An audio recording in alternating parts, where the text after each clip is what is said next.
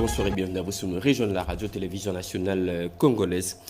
6 ans après, le chef de l'État congolais Félix-Antoine Tshisekedi, accompagné de la première dame Denise Nyakeru Tshisekedi, foule de nouveau les sols de la Serbie.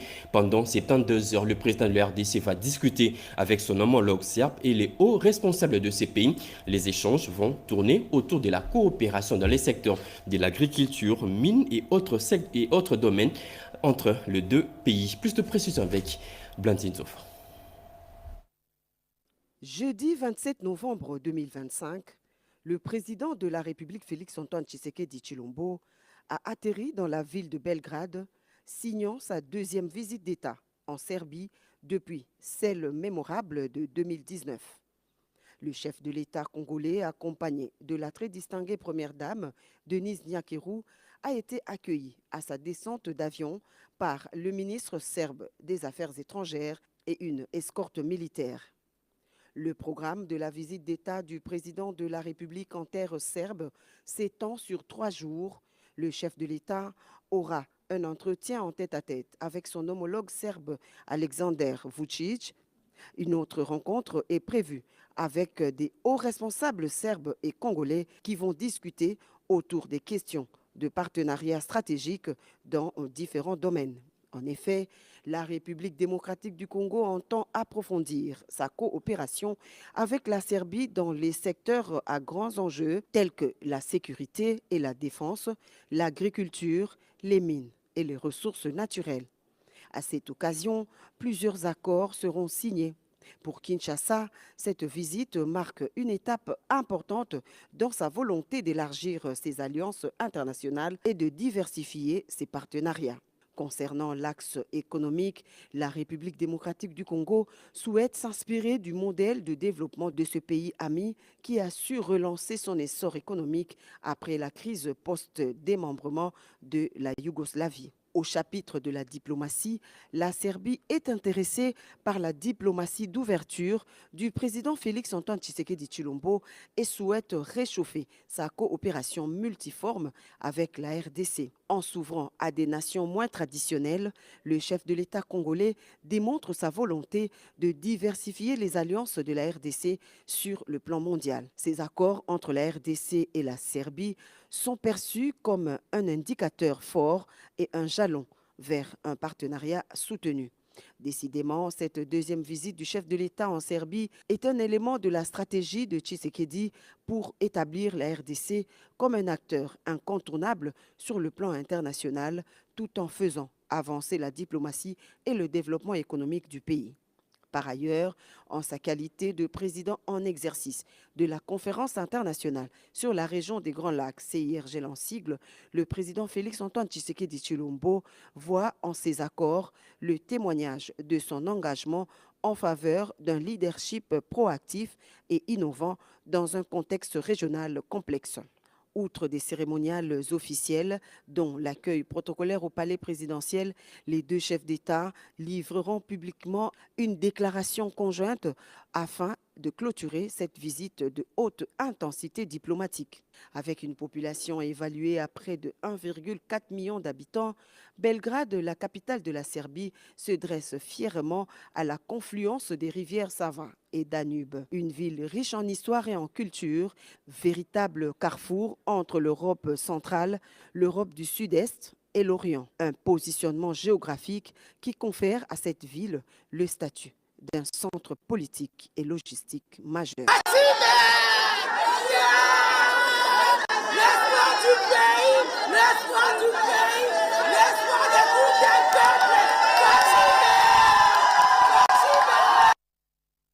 Les blessés de guerre dans la province de l'Ituri ne sont pas oubliés. Internés dans plusieurs hôpitaux et centres de santé pour des soins appropriés, ces hommes en uniforme ont reçu la visite du vice-premier ministre en charge de la fonction publique qui est en mission de travail sur place. Jean-Pierre Liaou a aussi sensibilisé sur le bien fondé de la Caisse nationale de sécurité sociale dans la vie de militaires et policiers.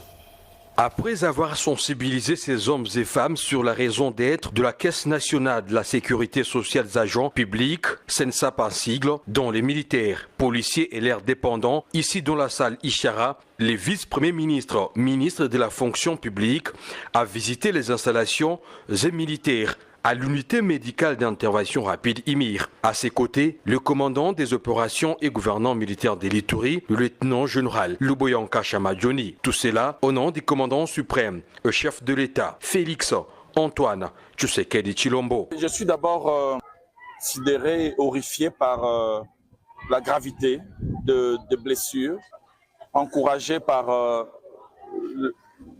leur engagement. Leur engagement est intact malgré leur état de blessés de guerre. Ça, c'est encourageant de voir de jeunes patriotes, de militaires aussi dévoués à la cause de la paix, de la sécurité de nos frontières et de notre peuple. Jean-Pierre Liaou a demandé à ces hommes à pouvoir défendre l'intégrité du territoire national jusqu'au sacrifice suprême. Il y a des patriotes qui se battent. Certains tombent dans le champ d'honneur, le champ de bataille, et d'autres survivent. Et ceux-là, non-héros, qui sont partis et non-héros qui sont encore en vie, méritent d'être célébrés, méritent d'être protégés, méritent toute notre attention. Rappelons que le VPM de la Défense nationale et ancien combattant Guy Kabongo Mwadianvita avait visité également ces blessés de guerre accompagnés du gouvernement militaire de l'Ituri. Question de raviver leur morale et surtout rallumer dans leur cœur la flamme patriotique. Je le dis au sommaire, plusieurs chantiers à Kinshasa piétinés et peinent à avancer. Sur le terrain, il s'observe un sérieux retard. Certains chantiers prévus pour quelques mois, mais qui, 2 ans plus tard, sont encore inachevés. Une délégation des sénateurs et l'OVD était aujourd'hui sur le terrain pour inspecter tout le site à problème. Il s'observe un problème de financement et d'expropriation. Regardons. C'est sur le pont Molendo, situé sur l'avenue portant le même nom, dans la commune de Ngaliema, que la visite de ces sénateurs, tous membres de la commission infrastructure et aménagement du territoire, accompagnés du directeur général adjoint de l'office des voiries et drainage, Vena Baroumé, a commencé. Un chantier prévu pour 8 mois, mais qui 12 mois plus tard restait toujours inachevé. Les parlementaires ont exprimé leur inquiétude face à ces retards jugés inexplicables. Sur place, la délégation s'est également entretenue avec un officier de police sur une autre problématique, l'occupation anarchique des chaussées transformée en parking au mépris de règles de circulation. Deuxième étape, la célèbre érosion des Massikita. Ici, les travaux des luttes anti-érosives sont avancés à 80%. Cette gigantesque tête d'érosion menace toujours les habitations riveraines. Ces élus des élus ont salué les efforts en cours, mais appellent à l'accélération du rythme pour sauver les familles encore exposées. La tournée s'est poursuivie sur les avenues Mbala, Dumez et Makengo, qui sont toutes dérangées par des têtes d'érosion. Plusieurs constats ont été faits dans tous ces chantiers exécutés par l'OVD, entre autres lenteur des travaux, problème d'assainissement et manque de signalisation, a précisé le vice-président de la commission. Le constat est très difficile à annoncer. Des problèmes liés à l'occupation de l'emprise de la route. Il y a des marchés le long et il y a même des véhicules. Ce n'est pas les lieux indiqués pour les garages. Parce que si vous jetez de l'huile sur une chaussée souple, ça pose des problèmes. Donc nous devons éviter cela. Le parlementaire promet un rapport détaillé au Sénat pour que des mesures urgentes soient prises pour accélérer les travaux sur ces chantiers. La radio-télévision nationale congolaise RTNC Station provinciale de l'Ituri dotée des nouveaux matériels pour son fonctionnement comme table de spickage et technique. Ces dons portent la signature de la société Good News, nous dit Junior Selemani dans ce reportage. C'est sur le pont Molendo. Le partenariat public-privé prend de l'ampleur au sein de la RTNC, station provinciale de l'Ituri. L'esprit managérial impulsé par Madame la directrice générale de ces médias publics, Sylvie Nyembo Enengi, est porté en province par le directeur provincial Banks Mubengo Katunji. Soucié d'améliorer les conditions de travail des agents et cadres de la RTNC, l'entreprise Good News a procédé ce mercredi à la remise officielle de tables d'expliquage et de techniques à la station. Cette initiative a été saluée par Olenga Umba Espoir, porte-parole de Good News, qui a souligné l'importance de ces gestes pour le bon fonctionnement de ces médias publics. Cet acte, c'est d'abord un acte de reconnaissance des efforts qui ont été fournis jusqu'à présent par son Excellence Monsieur le Gouverneur de la province de l'Ituri, le lieutenant général Luboya Kashamadjoni, à travers la RTNC. Et aujourd'hui, nous venons appuyer ces efforts du gouvernement. Le directeur provincial Banks Mubengoa Katonji n'a pas manqué de mots. C'est un partenaire du gouvernement et à travers ça, Good News a estimé qu'il a fallu nous apporter sa contribution en termes de tables d'expliquage pour le studio d'expliquage et pour la technique. C'est à quoi nous remercions Good News. Depuis l'arrivée du nouveau directeur à la tête de la RTNC Bunia, plusieurs innovations notables ont été enregistrées.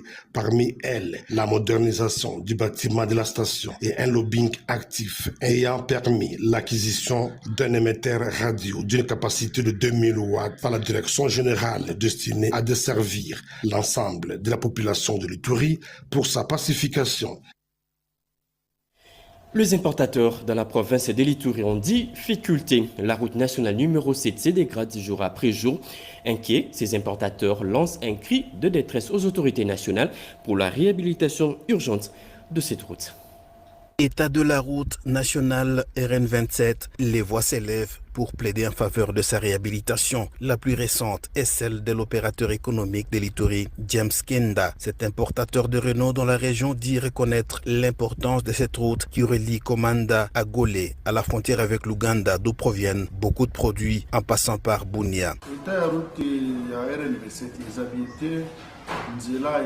L'état de la route RN27 n'est pas bon. Il faut l'asphalter. Nos camions avec des marchandises à l'importation connaissent de sérieuses difficultés. Que le gouvernement signe des contrats avec des entrepreneurs pour son asphaltage. Nous voulons être comme ceux qui font Kinshasa, Matadi, Lubumbashi, Kolwezi, Kasum, Balesa. Si cela se produit ici chez nous, ce sera une très bonne chose pour le développement de ce coin du pays. Nous plaidons que ce marché de construction de la route RN27 soit accordé aux entreprises locales. Une façon pour le gouvernement central de les soutenir et les encourager. Pour ces travaux, James Kenda veut voir le gouvernement congolais privilégier les entreprises des fils du coin pour leur exécution car elles ont prouvé leur capacité dans ces secteurs. Les fils de Haru a salué les travaux d'infrastructure réalisés en Ituri, particulièrement à Bunia, par le gouvernement central et l'administration militaire. C'est le cas des routes urbaines à Bunia, l'université de Bunia et l'aéroport de Murongo, dont les travaux connaissent des avancées significatives pour accueillir des gros porteurs. Je me réjouis de la construction de l'Unibu et l'aéroport de Murongo ici à Bunia. Je félicite le chef de l'État, Félix Tshisekedi, et le gouvernement central pour ses œuvres réalisées dans cette province de l'Ituri. Notons que l'Ituri est l'une des provinces du dernier démembrement qui fait la fierté de la RDC avec son développement.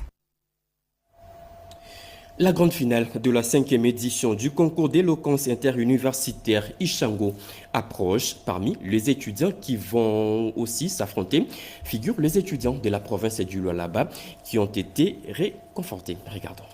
Tôt le matin de ce jeudi 27 novembre, une forte délégation de l'Université technologique du Lualaba se rend à l'aéroport de Kolwezi. Elle y conduit Marianne Tembele, étudiante en bac 2 économie, lauréate de la province du Lualaba, pour participer à la 5e édition du concours interuniversitaire d'éloquence Ishango qui se tiendra à Lubumbashi. Dans la délégation, on a su apercevoir ses collègues étudiants, sa mère ainsi que le secrétaire général à la recherche de l'Université technologique du Lualaba, maître Élisée Chinyamzav. Avant l'embarquement prévu pour 8h30, la lauréate Marianne Tembele, sachant qu'elle va concourir avec les lauréats venant des autres provinces du pays, présente sa sérénité. Ça me donne beaucoup de force. Premièrement parce que je me dis que je viens quand même de loin. Et si je suis arrivée ici, c'est parce qu'ils estiment que j'ai assez de force pour pouvoir les représenter. Alors c'est vraiment un honneur. Que si je me retrouve ici d'ailleurs, c'est parce que mon université a cela en charge. Et c'est aussi d'eux qui est venue la proposition de participer au concours. Je n'avais pas connaissance de ce concours jusqu'à ce que l'université me contacte.